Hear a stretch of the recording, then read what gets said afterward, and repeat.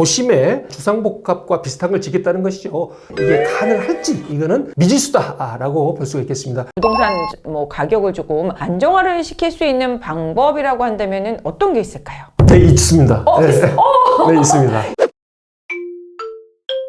얘들아, 오늘은 정말 중요한 대책이 발표됐단다. 부동산에 있어서 25번째 정책이 발표됐어. 공급 정책인데 중요하기 때문에 특별히 오늘은 언니가 전문가분을 모셨는데 정말 모시기 힘든 분이야. 지금 참고로 부동산학 박사이시기도 한 서기섭 교수님을 모셨어. 네, 안녕하세요. 처음 뵙겠습니다. 저는 서기섭이라고 하고요. 도시계획연구소의 대표를 맡으면서 열심히 연구 중입니다. 네, 그럼 지금부터 여러분의 궁금증을 빡빡 긁어드리겠습니다. 오늘 25번째 공급 대책이 나왔는데 한마디로 말을 해서 한 줄 요약을 해주신다면? 한 줄로 요약하기는 상당히 힘든데요. 한 줄로 요약한다면 기존 정책의 대잡이다 이렇게 말씀드리겠습니다. 그 이유는 첫 번째로 이제 주택 200만 호 공급이라는 거를 좀 들고 나왔죠. 옛날에 노태우 대통령이라는 분이 계셨는데요. 200만 호 공급을 들고 나왔죠. 그런데 이번 83만 호를 이제 공급을 들고 나왔는데 기존에 발표한 127만 호하고 합치면 문재인 정부에서 200만 호 공급을 앞으로 하겠다라는 의지를 보여준 거다 이렇게 볼 수 있겠습니다. 그러면은 이번 대책 전체적으로 지금 다들 어떤 것들이 나왔는지 궁금하실 것 같으니까 어떤 것들이 나왔습니까? 중요하게 좀 여겨지는 게 도심 공공주택 복합 사업입니다. 도심에 공공주택을 짓겠다. 그런데 복합적으로 주상복합과 비슷한 걸 짓겠다는 것이죠.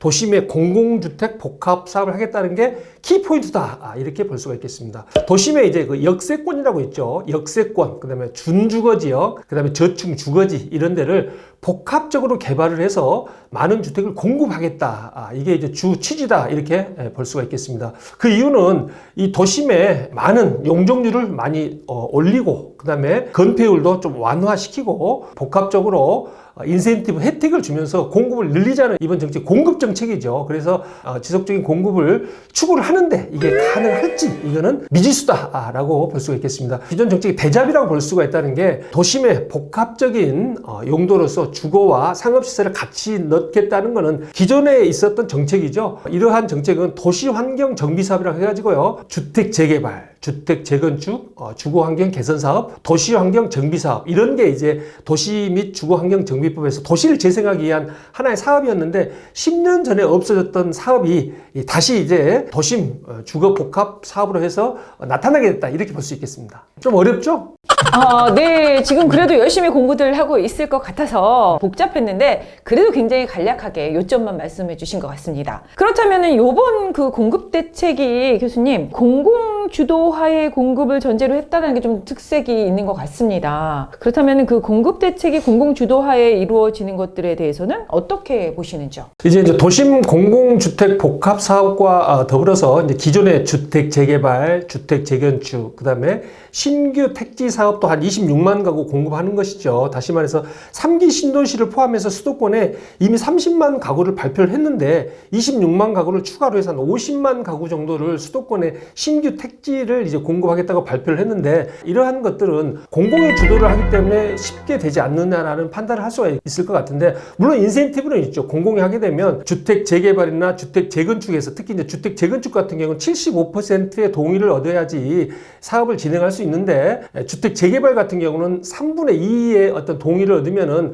바로 사업 시행이 가능합니다. 이번 같은 경우는 동의 요건을 좀 완화시켜 줌으로써 사업 추진을 빨리 하려고 하는 그런 목적이 있는 건 사실이나 도심에서 역세권이라는 데는 상가가 많은 포션을 차지하고 있는 곳이 많습니다. 한남 뉴타운 1구역처럼 한남 뉴타운 1구역이 해지가 되었죠. 그래서 이러한 상가가 많은 지역에서 과연 3분의 2, 66.7%의 동의를 받아낼 수 있을지 이게 상당히 관건이라고 보여주고요. 만약에 용도 지역이나 용적률을 변경해서 상향시켜줘서 토지의 부가가치를 높게 만든다 손 치더라도 용적률을 완화시켜주는 것과 동의율은 별개이기 때문에 이러한 것들이 추진이 좀 쉽지는 않을 것이다. 이렇게 보여지고 있습니다. 그렇다면은 과연 교수님께서는 지금 발표한 공급 물량 중에서 얼마 정도가 실행될 수 있을지 한번 예상해 보실 수 있을까요? 예상이 참 힘듭니다. 그렇죠. 너무 네. 어려운 질문을. 지금 오늘 네. 바로 대책이 나와서 제가 이제 구체적인 백데이터를 한번 분석을 해봐야 되겠는데, 조금 전에 말씀드린 신규 택지, 3기 신도시를 포함해서 신규 택지를 26만 가구를 추가하겠다. 이거는 가능할 것 같아요. 기존에 있는 그린벨트 해지랄지 자연 녹지랄지 이런 외곽에 있는 어떤 땅들을 이용하기 때문에 가능할 건데, 이 도시 내에서는 도심, 그다음 역세권, 준주거 지역. 준주거 지역 같은 경우도 이미 대책이 한번 나왔었죠. 준주거 지역 활성화 방안. 그다음에 2000년도 지금으로부터 20년 전에 역세권 시프트라는 게 또 나왔습니다. 그리고 저층 주거지 종합 개발이라고 서울시에서 또 나온 개발 계획도 한 10여 년 전에 나온 거 있고요. 다시 말해서 10년 전이나 20년 전에 이미 한 번 더 나왔던 대책이었는데, 그동안에 역세권 시프트도 한 번쯤은 들어보셨을 거예요. 네. 그런데 잘 추진이 안 되고 있어요. 역세권 시프트 같은 경우도 300%, 500%까지 용적률을 올려주고 증가되는 용적률의 절반 정도는 이제 기부 체납을 유도를 하면서 갔었는데 잘 되지 않는 것이죠. 그런데 지금 이번에 발표된 대책도 증가되는 용적률의 30%에서 50%를 일단은 거의 뭐 기부 체납 방식으로 공공의 어떤 기여를 해라라는 목적이기 때문에 이게 좀 쉽지는 않을 것 같다. 이제 이런 판단이 들어지고 있습니다. 따라서 서울 시내에서 물량 자체는 제가 한번 추산을 해보면 한 20%에서 30% 정도를 달성하면 성공이다라고 볼 수가 있겠고요. 서울 외곽에 추진되는 어떤 신규 택지 26만을 포함한다면 잘하면 한 40~50%까지도 가능할 것이다. 이렇게 보여지고 있는데, 이거는 단지 희망사항이다. 이렇게 볼 수 있겠습니다. 그렇죠. 그렇게만 해도 참 다행일 것 같습니다. 40~50%라고 하면 전체 물량 한 200만 호를 봤을 때 100만 호면은 작은 숫자는 아니라서 그렇게라도 좀 됐으면 좋겠다는 생각이 드는데, 공공개발 시에 이제 어떤 방법으로 하겠다라는 것들이 조금 이렇게 구체적으로 나와 있는 부분이 있었는데, 토지주 동의율이 기존의 일반 사업에서는 한 4분의 3이었으면 지금 3분의 2로 해서 완화를 했잖아요. 그럼 나머지 그 3분의 1이라는 주민들의 어떤 부작용이라든가 이런 것들 해결하는 방법들이 구체적으로 나와 있지는 않은 것 같아요. 네, 저도 이제 지금 계속 생각을 하고 있는데요. 네. 어떤 방법이 있을까? 그렇죠. 이렇게 생각을 하고 있는데, 네. 동의율을 올리기 위해서는 어떤 그 주민들 간에 합의가 필요한데, 이런 합의를 도출하는 과정이 상당히 힘들다고 이렇게 볼 수가 있습니다. 그렇죠. 지금 이제 이번에 그 주택임대차보호법 계약 갱신 청구권 때문에 좀 분쟁이 많고 조정위원회 뭐 이런 걸 만들어서 하고 있는데, 이런 상가 동의율 또는 역세권 내에서 주민들 간에 마찰이 많죠. 비상대책위원회가 또 나타나서 서로 간에 뭐 소송 전에 들어가고 이럴 가능성이 상당히 많습니다. 그래서 그런 분쟁 조정의 어떤 위원회까지는 아니어도 좀 컨설팅을 할 수 있는 이러한 기구를 출범을 시켜서 한번 시도를 해보는 것도 어떨까, 뭐 이런 생각이 조금 들어지는데, 3분의 1을 동의를 얻는다는 것은 상당히 힘든 일입니다. 사실상 현재 지금 주택 재개발 같은 경우도 3분의 1 동의를 상당히 힘든데요. 공공이 주도를 한다 그래서 쉽지는 않을 것 같습니다. 따라서 분쟁 조절 해결에 역량을 쏟아야 될 때다, 이렇게 볼 수 있겠습니다. 네, 맞습니다. 대부분의 또 재건축 재개발 사업에서 이 동의율 때문에 일몰제도 되고 하는데 큰 숙제인 것 같고요. 그렇다면 교수님, 지금 뭐 이렇게 일반 사업에서도 동의율 때문에 대부분 사업이 추진이 못 되고 충족을 못 해서 일몰제도 일어나고 하는데, 그렇다면은 지금 또 공공개발을 같이 했을 때 뭐 카드를 많이 줬습니다. 지금 뭐 용도 지역 변경에서 용적률 상향이라든가 기부채납 부담 완화라든가 제초한 뭐 미부가라든가 그런 것들은 지금 공공개발을 같이 했을 때 주는 인센티브들이죠. 네, 맞습니다. 그 용도 지역 변경하고 용적률 상향 같은 경우는 굉장히 큰 부가가치가 있는 것이죠. 3종 주거지역이 준주거지역으로 바뀌면 2달 내에 땅값이 30%가 올라가는 통계가 있습니다. 따라서 용적률이 상향된다는 것은 재산 가치가 30%, 50%, 100%씩 급격하게 어떤 증가를 하기 때문에 모두 다 좋아하고 찬성을 합니다. 하지만 이제 동의는 또 별도의 문제죠. 내가 이거를 동의를 하면 수용당한다고 봤을 때 이거 과연 내가 이거를 시가대로 다 받을 수 있는지, 뭐 공시지가로 해서 청산하는 건 아닌지, 물론 감정평가에 의하긴 하지만 이런 어떤 두려움이 있기 때문에 쉽게 동의율이 나오지 않을 것 같다. 다만 이제 준공업지역이나 준주거지역 이런 준자 따르는 데하고 이제 저층 주거지 이제 관리 계획이라고 해서 저층 주거지에 대해서 인센티브를 주는 방안도 이번에 발표를 했는데, 저층 주거지라면 1종, 2종 주거지역을 보통 저층 주거지역이라고 하는데요. 1종이나 2종 주거지역을 3종으로 올려줬다 했을 때는 거기에 아파트를 지을 수가 있기 때문에 이번 공급 대책도 이제 아파트를 중점적으로 공급하겠다는 정책이기 때문에 저층 주거지에서는 좀 동의율이 높게 나올 것 같다, 이렇게 볼 수 있겠습니다. 그렇다면 이런 인센티브제들이 어떤 지역이냐에 따라서 좀 더 그 토지주들의 호응도가 좀 달라지겠다는 뜻으로 봐. 네, 상업지역과 준주거지역과 또 준공업지역, 일반 주거지역에서 동의율은 좀 달라질 것이다. 상업지역으로 갈수록 동의율이 좀 낮아질 가능성이 많고 일반 주거지역으로 갈수록 동의율이 높아질 가능성이 많다. 이렇게 볼 수 있겠습니다. 네, 지금까지 이런 대책들 중에 그래도 규제 정책만 나오다가 그죠 공급 정책이 뭐 작년에 파리 대책으로 한번 나오기는 했습니다만 이제 오랜만에 나왔습니다.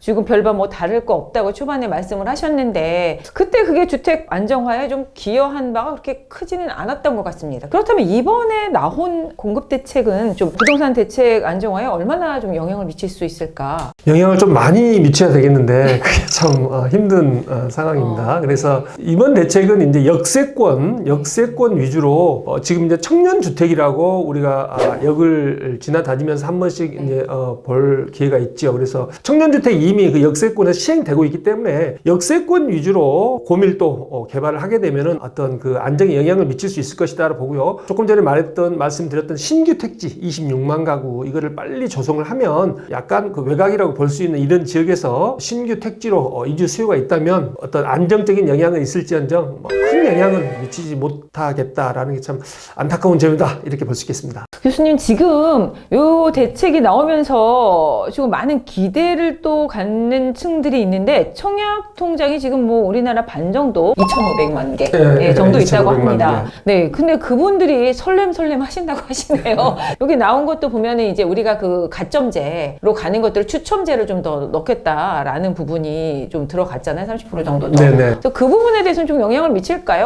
서두에도 말씀드렸듯이 좀 표를 의식한 정책이 아닌가 좀 이렇게 생각이 됩니다. 일단 데이터를 분석을 해보면요. 예를 들어서 한 20만 가구가 공급이 된다 손 치더라도 그 중에 한 10만 가구는 뭐 기존에 있는 조합원들이 들어갈 거고 10만 가구 중에서 공공 개발이 만약에 된다고 봤을 때도 한 3만 가구 정도 나올 거예요. 3만 가구 정도 나온다면은 일단 재개발하면 10년입니다. 이거 현재 지금 정부에서는 13년 정도 걸린다는 거를 한 5년으로 자기들은 단축하겠다라고 이야기를 하고 있는데요. 제가 봤을 때는 이것도 10년이죠. 빨라야 10년이죠. 10년에서 15년. 그러면 1년에 한 3천 가구 정도 청약할 수 있는 어떤 물량이 나온다고 하는 것이죠. 그런데 대부분 다 이제 청약을 하려고 생각하고 있고요. 그 중에 청약 통장이 있는 사람이 한 300만 명에서 한 400만 명 정도 되는데 3천 가구 그러면은 뭐 몇백 대 1에서 1000대 1까지 나올 수 있는 이런 물량입니다. 따라서 일단은 보기에는 기존에 있는 것보다는 뭐 5배에서 10배 정도 당첨 가능성이 높다 손 치더라도 기존에 있는 통장이 뭐 100대 1에서 뭐 수백 대 1까지 나오는 이런 상황이기 때문에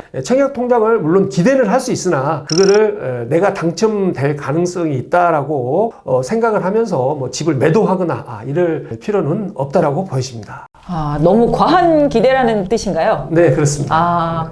교수님, 그러면은 지금 이런 대책들이 뭐 단기적으로 어떻게 해결되는 방안은 아니고 부동산 뭐 가격을 조금 안정화를 시킬 수 있는 방법이라고 한다면은 어떤 게 있을까요? 네, 있습니다.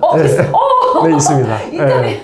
이번에 이제 32만 가구를 이제 서울에 이제 공급하겠다고 하는데 32만 가구 공급하는데 잘해야 5년에서 10년 정도 공급이 되겠죠. 근데 32만 가구가 아파트의 몇 %를 차지하냐고 이제 제가 이미 다 분석을 해봤죠. 그런데 서울 시내 아파트의 13%입니다. 13%가 증가를 하게 되는 것이죠. 그런데 우리나라가 서울 시내에서 아파트가 1년에 뭐 4만 가구, 5만 가구 정도는 꾸준히 이제 공급이 되어야 된다라고 표현을 하고 있는데 이러한 13%가 10년 동안에 걸쳐서 증가를 한다 이러면은 1.3% 정도밖에 증가를 안 하는 것이죠. 따라서 32만 가구를 공급하는 것도 좋지만 기존의 아파트들을 어떻게 재건축을 할 것인지 포커싱이 돼야 된다 이렇게 볼 수가 있겠습니다. 첫 번째로 이제 용적률 완화죠. 용적률 완화가 공공 개발을 하는 아파트만 용적률 완화를 해줄 게 아니고 기존에 있는 재건축 단지도 일부 용적률 완화를 해줘야 되겠다. 50%만 완화를 해줘도 어마어마한 이제 숫자가 나오는 것이죠. 현재 있는 대책보다 훨씬 더 많은 숫자의 아파트들이 공급이 되게 됩니다. 한 60%, 50%만 완화를 해줘도 현재 있는 32만 가구보다 훨씬 더 많은 양의 공급이 되게 되는 것이죠. 두 번째는 층고 완화입니다. 지금 50층 때문에 짓지 못하는 아파트들이 많은데 층고 어차피